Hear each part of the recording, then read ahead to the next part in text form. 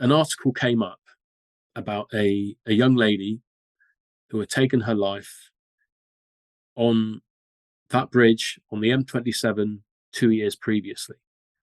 Now, when I saw the picture of that girl, um, the when people say that the hairs on the back of your neck stand up, I've never truly experienced that until that moment, because the hairs on the back of my neck really did stand up, and on my arms as well. And I was absolutely sure that that was the girl that I saw.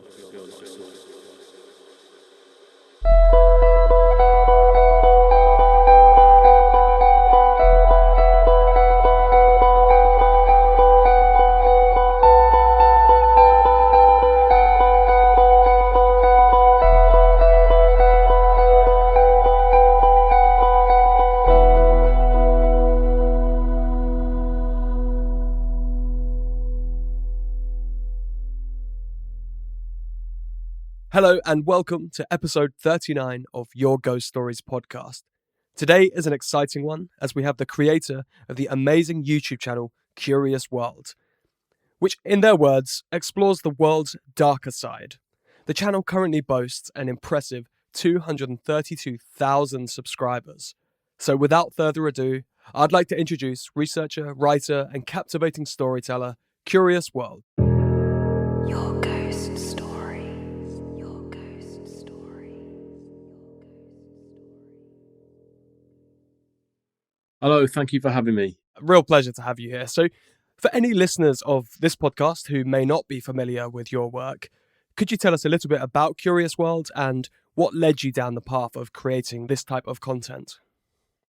Well, ever since I would say 2014, I started to pay a lot of attention to YouTube and a lot of the things that I was interested in, like true crime and the paranormal. And I was watching quite a few videos regularly. Rob Dyke, I mean, I know the guy gets a lot of bad press recently, but back then he hadn't. He was one of my favourites. Another one was Top Fives, which was a regular for me. And as time went on, I started to think, oh, I would quite like to do this myself. I quite like this idea, but I was so. The thing that was holding me back was the idea of narration. I like many people, I really dislike the sound of my own voice, and I thought, no, the narration is going to be a problem. So I kind of looked into the AI voices, which back then were terrible. Not so much now, but yeah, that wasn't working for me. So I thought, right, okay, so I just bit the bullet and just tried. And I thought, what's the worst that can happen? I'm going to be anonymous anyway. So I tried, and I put out my first video in December of 2015. What an impressive thing to do from, like you say, what you do is a faceless channel, although I can see your face right now. To everyone else, you're a mystery. But yeah, going back to what you're saying, we are all our own worst enemies. But I've got to give it to you. Your voice is absolutely perfect for narration, and I've spent the past week or so listening to quite a few of your episodes. And like I said at the beginning, you really are a captivating storyteller. And in my opinion, you have zero reason to doubt your skills there. I appreciate that, because my narration isn't for everybody. Obviously, when you're on YouTube, you're dealing with the whole world, aren't you? So, or most of it anyway. And you always have your detractors, and I've had plenty of people tell me that my narration is bad, but I've had the majority of people tell me that it's good. So I must be doing something right. If you've got haters, you're doing something right. Screw those guys. Anyway, the dedication you have towards your videos is very evident. Can you walk us through your creative process from researching and script writing to the final editing stage? Yeah. It really depends on what story I'm telling. If I'm telling a local story, or somewhere that was anywhere close to me, then I will absolutely look into traveling there, speaking to people, and filming the footage myself. But obviously, if I'm looking at something that's overseas, for example, and I can't do that, then I will just rely on internet um, sources. I'll visit libraries. I tend to not just rely on the internet, because I think a lot of channels do that, and they will sort of pick the first, from what I've gathered anyway, from looking at a lot of channels, they'll pick the first two or three sources on the internet, and they will use those. Whereas I've found that if you go into a library, for example, or if you sign up to um, a newspaper archive, which there are quite a few of those online, you will find a hell of a lot more information. There's a lot more information out there to be had than just looking on the internet at basic Google, Google results. And I think I know I'm not the only guy who does it. I know a lot of people do it. They put a lot of time and effort, but many channels don't. And I think that's what sets my channel and others aside from those sort of kind of typical top 10 videos, the ones that put out a video every week, very sort of quick turnover. I tend to look a little deeper and spend a few weeks on it. I was listening to one of your paranormal episodes earlier, and I do love the way that you dive into the research with newspaper clippings and everything like that. And I love how honest you are about the cases as well. Although you are telling a story and, you're trying to engage the listener, like on this particular episode that I listened to, you said, I I can't guarantee that this even happened, then it may just be a fictional thing. So yeah, you're very open and honest with your interpretations. Are there any particular cases or topics that you've found challenging or kind of emotionally taxing to cover?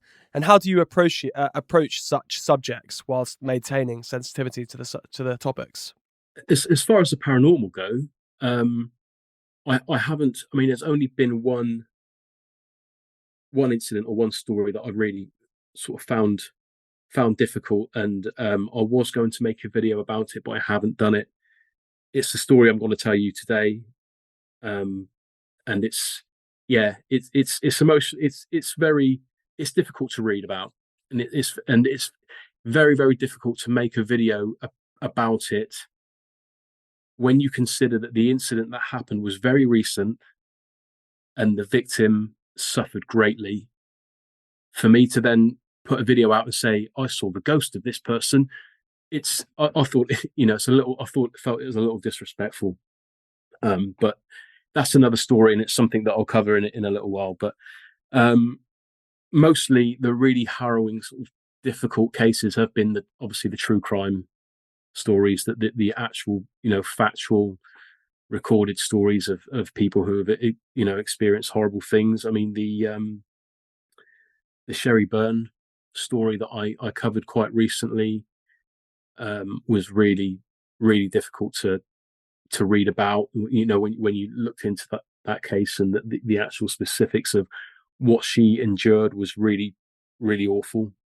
The Amelia Dyer story, the baby farmer from London. I mean, it's a very historical. It's a very old case, but it obviously you're dealing with child mortality and child murder in that story. So naturally, that was difficult to work on.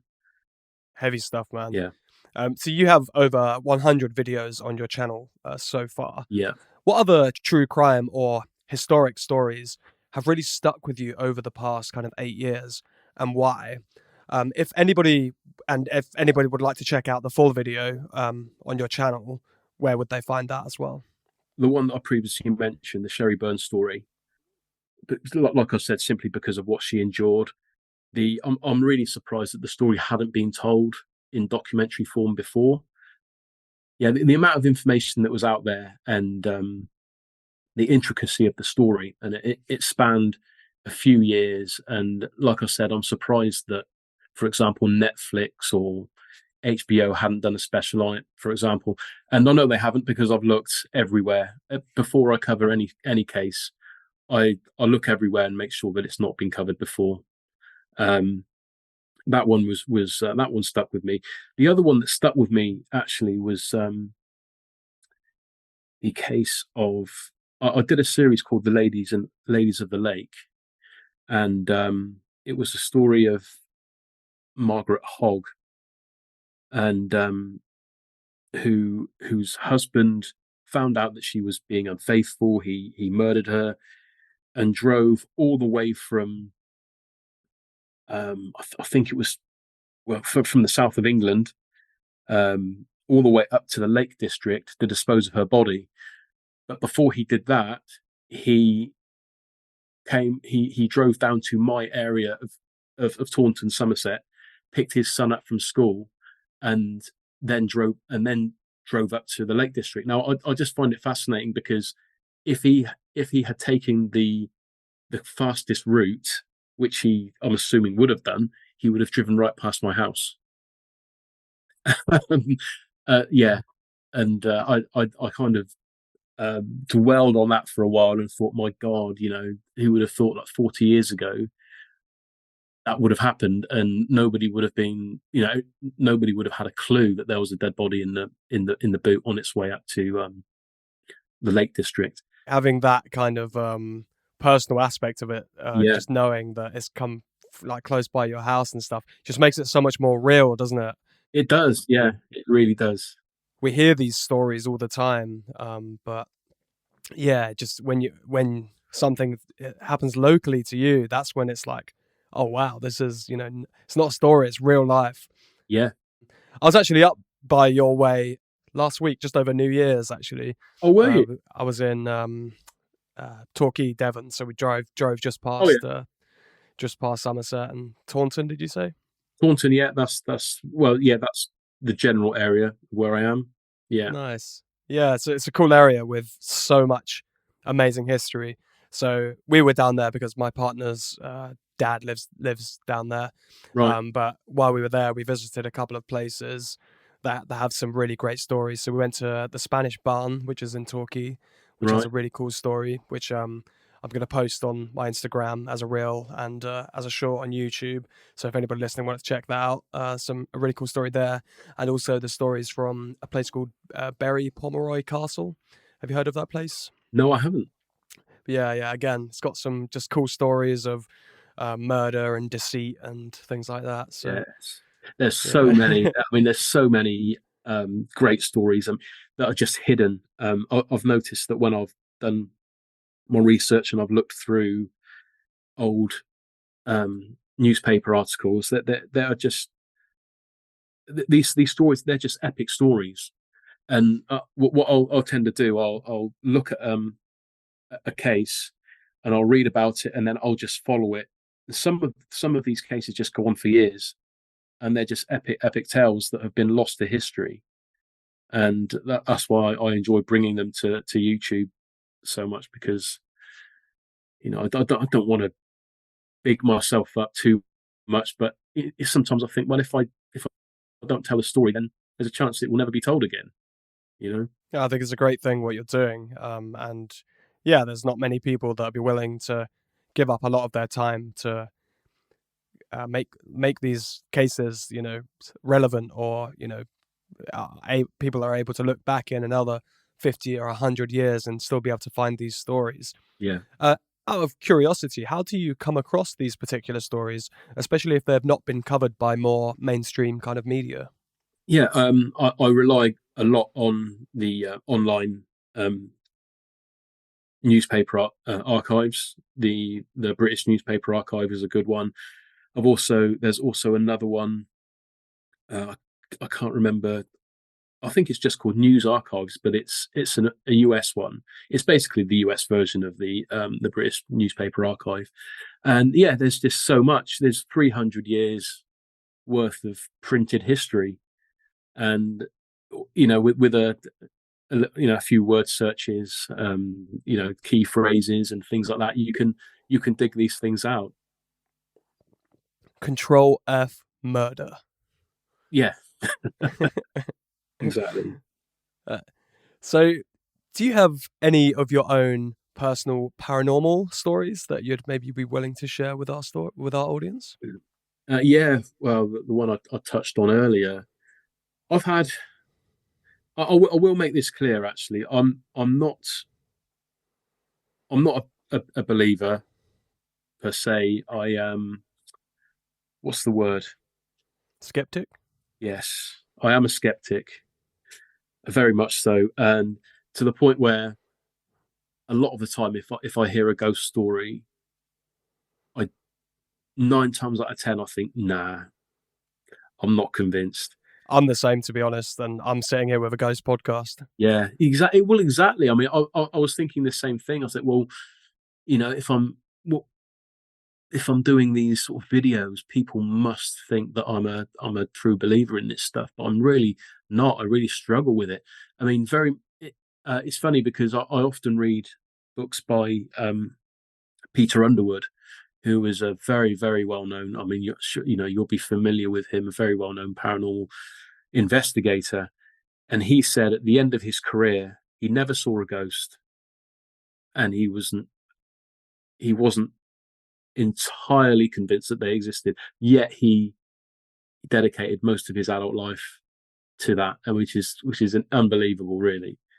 But yeah, I like the idea. I think it's possible. I like the idea that there are things out there. But yeah, I've had three unusual experiences in my life that I've questioned. One of them I questioned a lot, and I thought about it a great deal over many years. And it all started when I used to live in South Wales. I used to live in Cardiff. I went to university there. I bought my first house there. I was there for a few years. In 2008, I was offered a job in Bournemouth, in Dorset, and I took it. So I moved from Cardiff to Bournemouth, and it took me several trips to move everything from my house to that down to my new flat. And I remember it was August of 2008. While I was making my last trip, I'd borrowed a van. Well, my uncle and I had borrowed a van. He drove it, and we went to pick up the last of my few things. And we had a really late start. Like I'd finished work at 5 o'clock. He didn't turn up to pick me up until 7. So by the time we got up to Cardiff, it was gone 10 o'clock. By the time we packed everything into the van, it was way past midnight. It was a late one. So we, at around about, I would say, around about the 1 o'clock in the morning, we set off from Cardiff to go down to Bournemouth. And there was an incident that had happened on the road. I think there was an accident. So we were diverted, and we took a slightly different route to what we normally would have. And we reached the M27. And by now we were getting close to Bournemouth. We were passing through Southampton. We were going past Totton. I don't know if you're familiar with that area. And we passed. It was about 3 o'clock in the morning. I know that's such a cliche. People talk about 3 o'clock in the morning being the time when things happen, but it was 3 o'clock, or just gone. And we were passing under a bridge, or just about to pass under a bridge. And as we were, the bridge sort of came up, and it was like lit up in the headlights of the van, and we were approaching it, and I noticed, as clear as anything, there was a woman perched on the edge of the bridge looking down over the road. She was wearing white, or it looked as if she was definitely wearing like light coloured clothing. And it was obvious that that's what it was. There's no doubt in my mind that that's what I saw. And also my uncle saw it too, because when we passed under, he turned to me and he said, did you see that? And I said, yeah, I did. And he said, well, what should we do about it? And in retrospect, it sounds really awful to say that we didn't turn back, we didn't call anybody, because obviously, I think that's what we should have done, because it looked as if there was somebody who was about to take their life. But we for some reason we didn't, and we carried on. And as we carried on, my uncle sort of we was talking about it, and he mentioned the possibility that it could be a ghost, and I sort of laughed it off. I thought, that's yeah. Can you imagine? If it was a ghost. And anyway, I thought about this incident as we were sort of doing the last leg of our journey, and we got back. We got to reached my flat. It must have been approaching 4 o'clock in the morning, and I got in, and I couldn't stop thinking about it. So I got onto Google and I typed in a few keywords, M27, girl on the bridge, that Totten, the area that we were in, and I did a search, and an article came up about a young lady who had taken her life on that bridge on the M27 2 years previously. Now, when I saw the picture of that girl, the when people say that there's hairs on the back of your neck stand up, I've never truly experienced that until that moment, because the hairs on the back of my neck really did stand up, and on my arms as well. And I was absolutely sure that that was the girl that I saw on the bridge. Now, I didn't really tell anybody about this. I mentioned it briefly to my uncle the next day, and he took it with a pinch of salt, which I'm not surprised that he did. And he didn't really make much comment. He always said, "Oh, that's interesting," sort of thing, and kind of just let it go.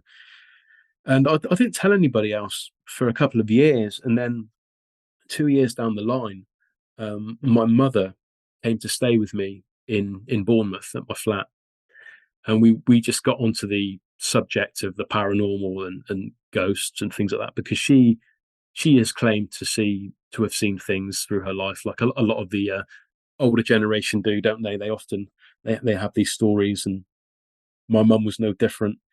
And anyway, we got onto the subject, and I mentioned this story to her, and she sort of listened very intently. She didn't say much, and then she after a little bit of a silence, she said, "Do you remember when I came to stay with you in Cardiff that day, and I had to leave really early to go to work the next morning?" Because she was working in Dorset, she was working in Poole, um, and as a nurse, she's a registered nurse, and she had to get up very early. She got up, I think, at 5 o'clock in the morning to leave my house in Cardiff to make it down in time for work. And she told me that she took that same route, and when she hit the M27, just as she was passing the Totten area, there was a roadblock. The police had blocked the road because a young woman had just jumped off of the bridge and killed herself. Now she heard about this because she heard it on the radio. She didn't know what had, obviously immediately she didn't know what had happened, because there was no way of knowing. But she listened to the radio, and it turns out that that's what happened. So she was diverted to go a different way to go to work. But I was just amazed that she was there. She was there moments after it happened, and yet there was me 2 years later. This incident happened to me. It just seems quite unbelievable, but it is what I experienced. It is what I saw, and I'm pretty sure, despite my skepticism, I'm pretty sure that that was the girl that I saw. It turns out that the girl did commit suicide because had been abused, and she had approached the police and told her about reported her abuser, but nothing was done. She wasn't taken seriously. This is what the family have reported since, and that's why she took her own life. What do you make of that? You've got my spine tingling, let me tell you.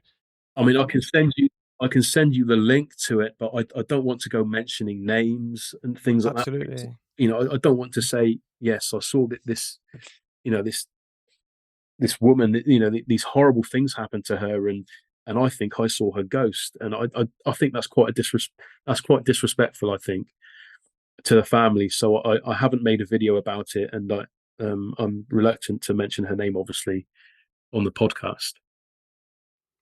What a strange coincidence. Mm, How bloody creepy. I think going back to what we said before you this story, I think 9 times out of 10 there really are logical explanations in, when people see spirits or ghosts and stuff. But mm. from personal experience, there is that one time or that 1% where something happens where you're just like, what is going on Yeah, here? you think, well, that doesn't make a lot of sense. And the more I couldn't make any sense of it. The only thing that I could think of was, well, it was just coincidence that there just happened to be a person sat on the bridge, on the same bridge, in the dead of night at 3 o'clock in the morning. Maybe it was a friend of hers. Maybe it was somebody who was sat there to remember her, and maybe they were just doing a little bit of reflecting. Yeah, I'm sure some people will, listen to that story and think because it was 3 a.m. for you when you saw it, that maybe it could be, sleep deprivation or hallucinations. There'll be so many rational explanations. But yeah, it sounds like, what you saw and your uncle saw is was pretty real. If you both saw it, it holds so much more. There was an absolutely 100% a woman Mm, sat on the bridge. yeah, It's and the only question is, was it paranormal or not? yeah, and you both saw it. Yeah, exactly. Yes. So it was there. It was real. And it wasn't some kind of joint hallucination because you're sleep deprived. Mm. And then, like you said, you went home, you later on read about the article, you had that conversation with your mum. Like, honestly, I'm lost for words. Like, what a story. Yeah. Maybe, they say, I know you're not that into kind of the paranormal and stuff, but after this is what, the 39th episode, and after I've been interested in this kind of stuff for a long time. And from what I hear, spirits, ghosts, the spirit world or whatever, it's kind of like they know past, present, and future. So it's like my just random opinion on this. Maybe Mm. this girl, saw in the future you were going to have a platform speaking about this kind of stuff. And maybe she's looking for you to get this story out. Who Oh, well, knows? that is an out there theory. That is It out is there. But pretty yeah, out there. I appreciate it. Just my input on that one. Do Yeah. you think this this event played a part in leading your life to the way it is today?